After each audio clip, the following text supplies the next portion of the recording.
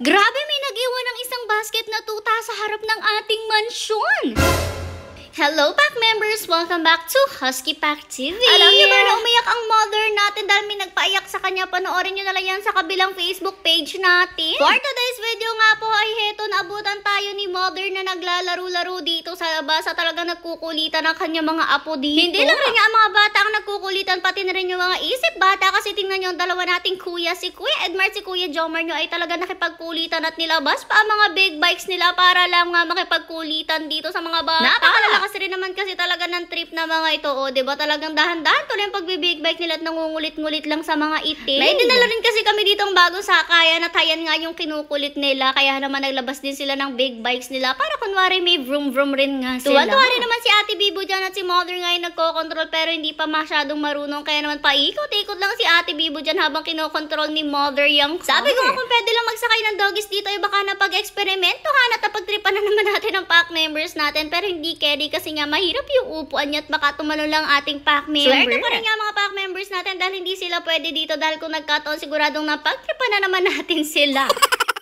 Bala, ito nga po ay ganap bago pa man nga magpalabas ng ating pack members. Talaga hinihintay lang rin ng mga kuyas natin na matapos nga yung kulitan bago nila palabasin ng ating pack members. Tapos nung makapasok nga ang ating mga aspins ay heto, naisipan ni mother na ilabas nga po eto mga puppies ni Ate Chi. Pero ayaw pa nga niyang palakarin sila sa lupa sa labas dahil nga baka may mga silang mga sakit gaya na lang nga ng mga galis, which is delikado talaga at mahirap din namang gamutin lalo na sa ganito mga puppies pa, baka matalo pa sila ng galis. Kaya naman no sir si mother, tinry nga niyang ilagay sila dito sa may basket at in fairness sa mga puppies na to, once na mailagay mo ay hindi na rin naman sila umiibo. Mukhang alam nila na mahuhulog rin sila, kaya nakasteady na lang sila dyan at nakatingin. Nakasalubong na lang rin nga namin si Ate Chi dito palabas at takang-taka talaga siya kung saan ba dadalhin ang mga junakis niya. Takang mukhang concern nga siya, baka naman daw itapon na ang mga pero huwag kayo mag-alala dahil hindi naman natin yan itatapon. Sana nga lang po talaga dadalhin natin yan dito kay Kuya, which is ang owner ni Ate Chi. Parang igagala lang rin natin at papakita natin kay Kuya na ganito na nga sila kalalaki at kabubutyo. Namili na rin nga pala sina Kuya kung alin dito sa mga puppies na to yung i-keep nila, at meron din nga silang napili ng isang i-keep, which is yung yun nga lang, pagdating namin dito sa bahay ni na Kuya ay talagang wala sila dito at sarado yung bahay, kaya naman nasayang talaga ang pagbubuhat ni mother. Sobrang bigat pa naman ang mga to. Ay Diyos ko, grabe talagang hingal na hingal si mother nito sa pagbubuhat. Mga ibaba naman hindi pa rin talaga sila nag-iibuan at mukhang nakikiramdam lang rin nga kung ano nangyayari at takang-taka nga sila kung bakit sila bigla isinakay sa spaceship. Ang nabutan na lang rin nga pala natin dito itong isang puppy ni Kuya. Kilala nyo na siya kung nanonood nga kayo at kung nakafollow kayo dun sa ating kabilang Facebook page kasi nag-trending yung video niya dun sa kabila nating page. Sabi ko naman sa iyo ay make sure nyo na nakafollow kayo dun at manood kayo lagi, kasi kung hindi mapapag-iwanan talaga kayo sa mga nagaganap dahil ang dami na nagaganap ngayon, lalo na nga po at nagpapagawa na ng third floor. Anyways, for the pautas na talaga si mother nung pauwi na dahil sobrang bigat na nga daw at hindi na niya talaga kaya, tapos masakit pa yung katatawan niya dahil nga nag-workout siya. Naabutan naman na natin ang ating mga males dito sa labas at for the amoy nga sila dito sa mga puppies na to.